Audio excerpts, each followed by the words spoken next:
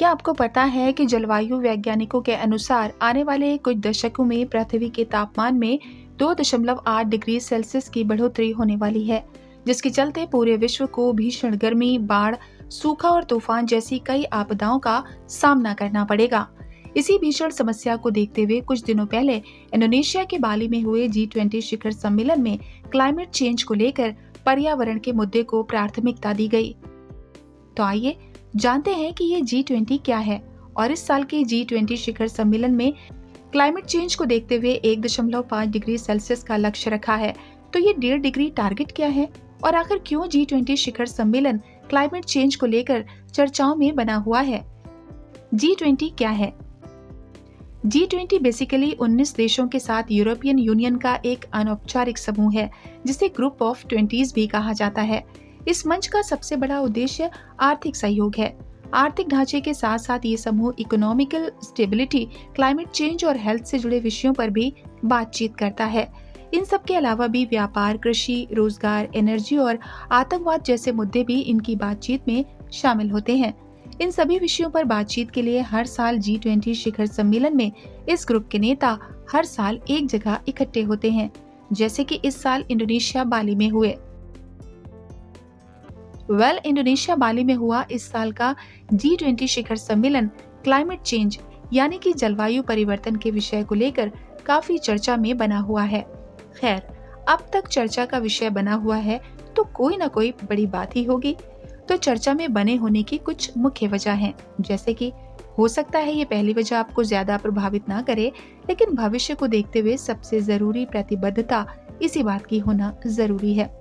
G20 शिखर सम्मेलन में सभी देशों के राजनेताओं ने साल 2050 तक या उसके आसपास कार्बन तटस्थता यानी कि कार्बन न्यूट्रलिटी के एक निर्धारित लक्ष्य तक पहुंचने का कमिटमेंट रखा है। नंबर 2, इस शिखर सम्मेलन में वैश्विक जलवायु परिवर्तन के संकट से निपटने के लिए आगामी संयुक्त राष्ट्र जलवायु सम्मेलनों यानी कि COP के लिए रोड मैप तैयार करने का आग्रह किया है। नंबर 3, साथ ही शिखर सम्मेलन में रोम घोषणा के प्रस्ताव को अपनाया गया है। आपकी जानकारी के लिए बता दूं कि रोम घोषणा का मुख्य उद्देश्य भविष्य के स्वास्थ्य संकटों को रोकने और एक सुरक्षित, न्याय संगत और सतत विकास बनाने के लिए संयुक्त कार्रवाई करने का गाइडेंस है, जिसमें 16 सिद्धांत हैं।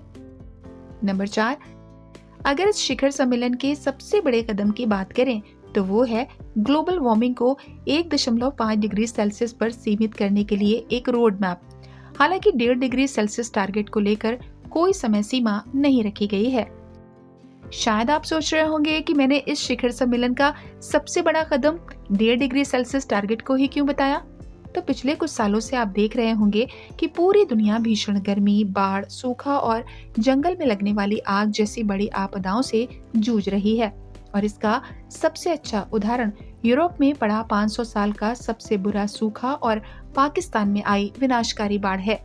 साथ ही साथ जिस तेज गति से ग्लेशियर पिघलते जा रहे हैं, समुद्री जलस्तर बढ़ता जा रहा है, और ये हाल तो तब है जब 1.2 डिग्री सेल्सियस का लेवल पार हो चुका है।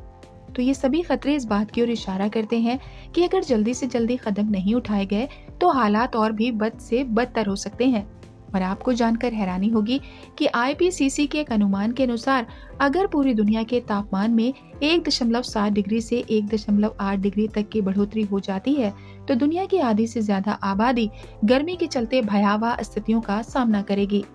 तो समय रहते हुए अगर इस दिशा में प्रभावी कदम नहीं उठाए गए तो इंसानों को प्रकृति के भयानक रूप का सामना करना पड़ सकता है।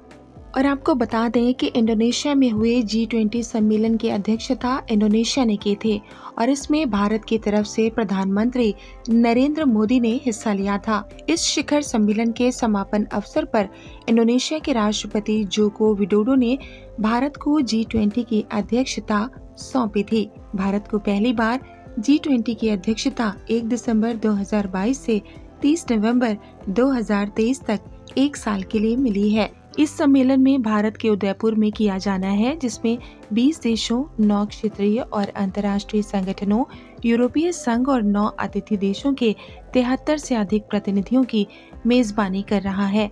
ये पहली बार है जब G20 समूह के डेलीगेट का सम्मेलन जोधपुर में होने जा रहा है।